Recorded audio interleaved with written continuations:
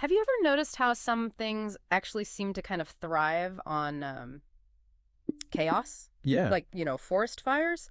They can actually be healthy for the ecosystem Right. over time. Right. That's kind of what we're diving into today. Yeah. The idea of anti-fragility. Okay. Not just, bouncing back from challenges, but actually like getting stronger because of them. That's a great point. Yeah. What's so fascinating about this whole concept is that it kind of challenges the way we typically think about risk and resilience. Yeah. It's not just about withstanding pressure, but actually benefiting from it. Right. And we're going to be exploring this whole idea using a paper by Nassim Taleb. Okay. He's like a leading expert in risk and uncertainty. Right. And it's called What is Anti-Fragility? It's like a crash course in this concept. To really understand anti-fragility, it helps to start with its opposite, fragility. Okay, so the opposite of a forest fire renewing the ecosystem would be what? A house of cards just collapsing at the slightest breeze. Exactly. Fragility is about things falling apart under stress. Yeah. Think of a delicate glass vase shattering when it's dropped, Yeah. It just can't handle the shock. Okay. But an anti-fragile thing wouldn't just survive the drop. It would somehow become even stronger. How is that even possible? Well, think about your muscles after a workout. Oh, okay. Putting them under stress, Mhm. causing these tiny little tears, but they rebuild, and they rebuild stronger. Yeah. It's not about simply returning to a previous state, but exceeding it. Okay, I think I'm starting to get it. So there's this whole spectrum between fragility and anti-fragility. Where do things like, say, a sturdy oak tree fall on that spectrum?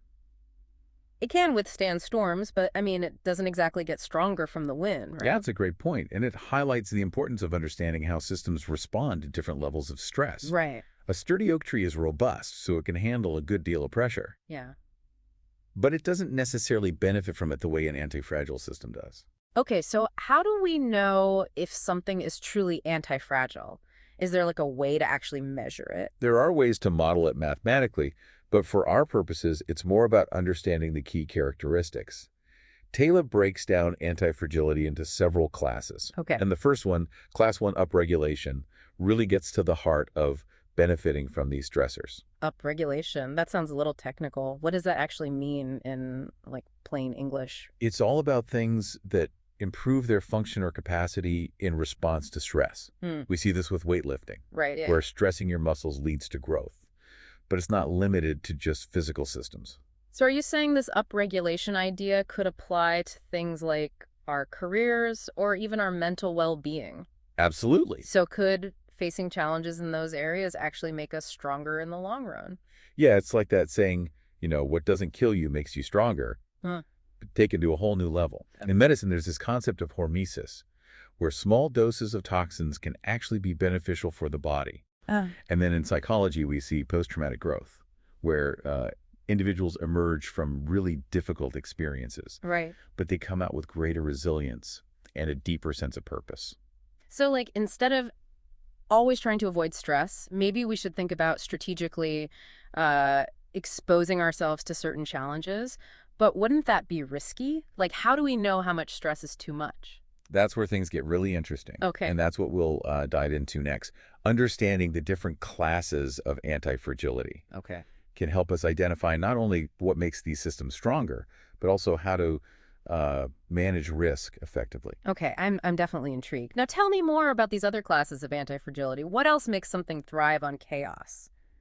So remember those forest fires we were talking about? Yeah. Turns out they're not just some random destructive force. Right? They're actually really crucial for the long-term health of the ecosystem. Right. It's like nature's way of hitting the reset button, clearing out the old stuff to make way for the new. Exactly. And that brings us to another fascinating class of anti-fragility. Class 2, philostocasticity. Okay, that is a mouthful. Break that down for me. What does philostocasticity even mean? Well, just think of it as loving randomness. Okay. It's about systems that don't just withstand volatility and these unpredictable events, but they actually thrive on them. So are we talking about like those people who just seem to thrive in those chaotic environments, the ones who can handle anything life throws at them and come out on top? That's a great example. Those who can navigate uncertainty and adapt quickly, often have a natural inclination towards full stochasticity, Right. but it goes beyond individual personality traits. Mm-hmm. We see this principle at play in nature, finance, even in our own daily lives. Okay, I'm all ears. Give me some real-world examples of this loving randomness thing, because honestly, most people I know try to avoid randomness as much as possible. Well, consider evolution. Mm. It relies on those random mutations and variations to adapt and survive. Okay. Without that element of chance, there'd be no diversity, no progress. So it's like those random genetic mistakes are actually what drive the whole process of evolution. That's kind of mind-blowing. It is. It really shows us that sometimes embracing a little bit of randomness can lead to incredible outcomes Hmm. in the financial world. There are these investment strategies that are specifically designed to profit from market fluctuations. So instead of fearing volatility, they embrace it. Interesting. So are you saying instead of always trying to like control and predict everything, maybe we should loosen our grip a bit and kind of let randomness do its thing? But how do we know when to embrace the chaos and when to like try to control it? That's a really crucial question. Yeah. And it's where understanding the nuances of anti-fragility becomes really important. Right. It's not about blindly seeking out chaos. It's about recognizing when randomness can be a catalyst for growth and adaptation. Okay. So how does all of this apply to like our everyday lives? Can you give me an example I can actually relate to? Think about something like intermittent fasting. Oh, It intentionally disrupts our regular eating patterns, yeah. Introducing a bit of controlled chaos into our metabolic system. Okay. Yeah. And for many people, this actually leads to positive health benefits. That's a good point. I've heard a lot about the benefits of intermittent fasting, and it does kind of make sense that shaking things up a bit could be good for the body. So are you saying that a little bit of disruption, whether it's in our diet, our routines, even our thinking patterns, could actually make us stronger and more adaptable in the long run? That's the core idea behind philostochasticity. Yeah. It's about recognizing that randomness isn't always the enemy. Right. Sometimes it's the key to unlocking these new levels of growth and resilience. Okay, I'm starting to see how this whole loving randomness thing could actually be beneficial. But let's talk about something a little closer to home, our careers. Okay? In today's job market, things are just changing so rapidly. How can we make ourselves more anti-fragile in the face of all this uncertainty? That's a great question. Yeah. It brings us back to the idea of embracing those challenges Mhm. as opportunities for growth. Okay. So instead of clinging to this illusion of job security, we can adopt a mindset that welcomes change Right. and sees disruption as a chance to learn and evolve. So instead of freaking out when things change, we should be looking for ways to turn those changes to our advantage. But, I mean, that's easier said than done, right? Sure. How do we actually shift our thinking to see those setbacks as opportunities? Well, it starts with recognizing that change is inevitable. The job market, technology, the world around us, it's all in constant flux. Yeah. So trying to resist that change, it's like trying to swim upstream. It's exhausting and ultimately futile. So you're saying we need to learn to go with the flow, but what if the flow is headed in a direction we don't want to go? That's where the concept of adaptability comes in. Okay. It's not about passively accepting whatever happens, Right. but it's about developing the skills and the mindset to navigate change effectively. It's about learning how to learn, how to pick up those new skills quickly, and how to pivot when it's necessary. So it's not just about being resilient and like bouncing back. It's about being adaptable and using those challenges to propel ourselves forward in new and unexpected directions. Exactly. And that leads us to another crucial aspect of career anti-fragility, cultivating a growth mindset. Oh. This means embracing those challenges as opportunities for learning and development, rather than seeing them as threats or failures. So instead of beating ourselves up when we make a mistake, we should be asking ourselves, what can I learn from this? How can I use this experience to grow? Precisely. Mm-hmm. A growth mindset allows us to view those setbacks as valuable feedback, helping us to refine our skills and strategies. Right. It's about seeing the potential for growth in every experience, Yeah. even the difficult ones. Okay. This is all starting to make a lot of sense. Yeah. But let's get even more practical. True. What are some specific things people can do to make themselves more anti-fragile in their careers? Well, one key step is to become a lifelong learner. The world's changing so rapidly, those skills we learned in school or even in our previous jobs may become obsolete quickly. Right. So it's crucial to stay curious, to continually seek out that new knowledge and skills. Yeah. and be willing to adapt to those new ways of working. So, like, we should be constantly learning and experimenting and pushing ourselves outside of our comfort zones. Exactly. And this doesn't necessarily mean going back to school or getting another degree. Right. There are so many resources available online, from those free courses to online communities, where you can connect with other professionals and learn from their experiences. That's great advice. So it's about being proactive and taking ownership of our own development rather than waiting for someone else to tell us what to learn or how to grow. Absolutely. Yeah. Another really important aspect of career anti-fragility is building a strong network. Right. Having that diverse network of contacts can provide support, open up those new opportunities, Okay. expose you to different perspectives and ideas. Yeah. So, like, it's not just about what you know, but who you know. It's both. Building relationships with people in different industries, at different stages of their careers, it can be incredibly valuable. You never know where your next opportunity or your next big idea might come from. So networking isn't just about schmoozing and collecting business cards. It's about building genuine connections and learning from others. Exactly. It's about creating a community of support and shared learning. And remember, networking is a two-way street. Right. Be willing to share your own knowledge and experiences, help others, and give back to that community. This has been incredibly helpful. We've covered a lot of ground, from loving randomness to embracing challenges as opportunities for growth. Right. But before we wrap up this part of our deep dive, I have to ask, what about the potential downsides of anti-fragility? Is there ever a time when being, like, too adaptable or too comfortable with risk could backfire? That's a great question. Yeah. And it's one we'll explore in the final part of our deep dive. Okay. Because, like any powerful tool, anti-fragility has its nuances and potential pitfalls. Right. It's important to understand not only its benefits, but also its limitations, so we can apply it wisely and effectively in our lives. Okay, I'm definitely interested in hearing more about that. So stay tuned for the grand finale, where we'll delve into those complexities of anti-fragility and explore how to navigate its potential downsides. Okay, so we're back for this final part of our deep dive into anti-fragility. And we've talked about how some systems can actually benefit from, like, stress and chaos. Right. And I've even, like, explored some ways we can cultivate more of that anti-fragility in our own lives and careers. Right. But like you mentioned before, there has to be a flip side to this, right? Like, Yeah. can there ever be too much of a good thing when it comes to anti-fragility? Yeah, that's a really good question. It's easy to get caught up in the excitement of this whole idea. And just, okay, more chaos, more stress, bring it on. But it's not that simple. Like any powerful concept, anti-fragility has its nuances. Okay, so let's talk about those nuances. What are some of the potential downsides or, like, limitations of anti-fragility that we need to be aware of? Okay. So we don't accidentally go overboard and end up creating more problems than we solve. Well, one of the biggest things to keep in mind is that anti-fragility is really context dependent. Yeah.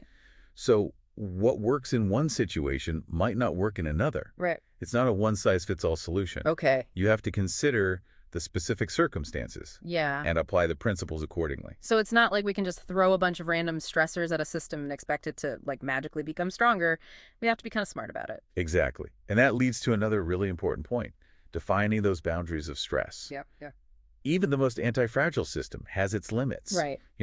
Too much stress or even the wrong kind of stress can be just overwhelming and lead to breakdown. Right. It's like even our muscles need time to recover after a workout. Like, if we just keep pushing them without any rest, they'll eventually just give out. But that's a perfect analogy. Yeah.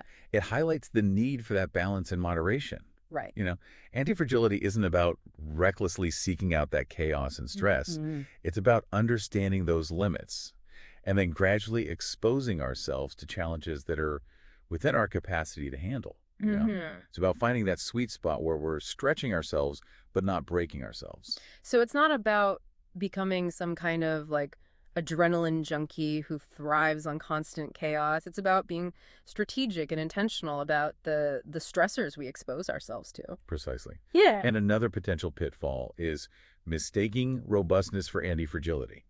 So just because something can, like, withstand a certain level of stress doesn't necessarily mean it benefits from it. Okay, I'm not sure I fully get that distinction. Can you give me an example to kind of illustrate the difference? Because I feel like in everyday language, we often use, like, robust and resilient interchangeably.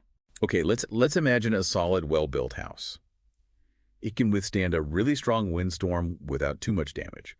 We call that house robust. Okay. but an anti-fragile house. It wouldn't just withstand that storm. It would somehow use the wind's energy to its advantage, Mm, you know, maybe by generating power or collecting rainwater. okay, I see the difference now. Robustness is about withstanding stress, while anti-fragility is about actually gaining from it. Exactly. That's like the robust house just kind of sits there and takes the hit, Yeah. while the anti-fragile house is like, hey, wind, thanks for the free energy. Exactly. It's a subtle, but it's a really important distinction. And Yeah. it highlights that fact that building truly anti-fragile systems requires like a different way of thinking. It's I not bet. just about making things stronger or even more resilient. It's about designing them in a way that allows them to um, adapt and even thrive when faced with those unpredictable events. So, up to this point, we've mostly been talking about anti-fragility on a personal level, how individuals can cultivate this trait in their own lives and careers. But I'm curious about how this concept applies to like larger systems, like businesses, organizations, even like entire societies. Can those systems actually be designed to be anti-fragile? Absolutely. And in Yeah. fact, I would argue that in today's world, it's more important than ever for those systems to be anti-fragile. Right. We're facing so much complexity and uncertainty, Hmm. from these rapid technological advancements to global pandemics to climate change. Yeah. The old ways of doing things where we try to just predict and control everything, it's just not working anymore. Right. We need systems that can adapt and evolve and even thrive when faced with this constant change. Okay, so how do we actually go about building those anti-fragile systems? What are like some key principles or strategies that we can apply? Well, one of the most important things is decentralization. Yeah. Anti-fragile systems tend to be decentralized with these multiple independent components, Right. right? That can adapt to change without relying on a central authority. Right. You know, they're more like networks than hierarchies. So it's like having a network of like interconnected but self-sufficient units rather than like a single point of failure. Exactly. Think about the internet, for example. Oh, It's a decentralized network that's incredibly resilient right. because even if one part of that network goes down, the rest of it can continue to function. That's a great example. So instead of putting all our eggs in one basket, we should strive to create systems that are more distributed and diverse. Yeah. You know, that way, if one part of the system fails, it doesn't bring the whole thing crashing down. Precisely. Yeah. And that leads to another important concept, redundancy. Correct.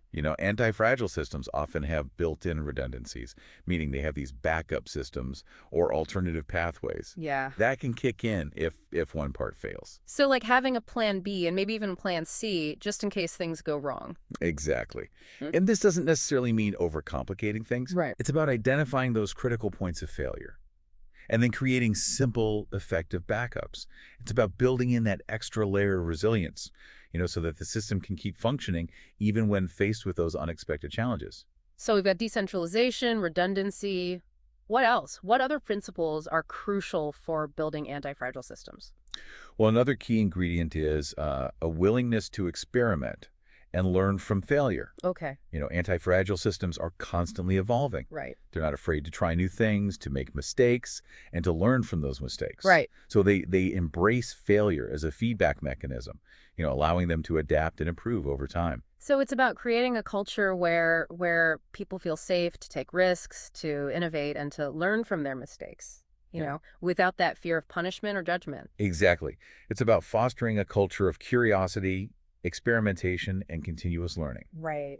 Because in a world that's constantly changing, the ability to adapt and evolve, it's essential for survival, let alone success. This has been like such an eye-opening conversation. We've explored so much, from the theoretical foundations of anti-fragility to its practical applications in our personal lives or careers, and even in those larger systems like businesses and societies. Yeah. We've seen its power, its nuances, and even its potential downsides. And hopefully this deep dive has given you a better understanding of how to, cultivate anti-fragility in your own life. Yeah. And in those systems around you. Exactly. Because in a world that's increasingly complex and unpredictable, anti-fragility isn't just a nice to have, it's a necessity. It's the key to not just surviving, but thriving in the face of that constant change and disruption. And as we wrap up our exploration of anti-fragility, Mm. we encourage you to keep exploring, keep experimenting, and keep embracing the unknown. Because the journey towards anti-fragility is an ongoing adventure.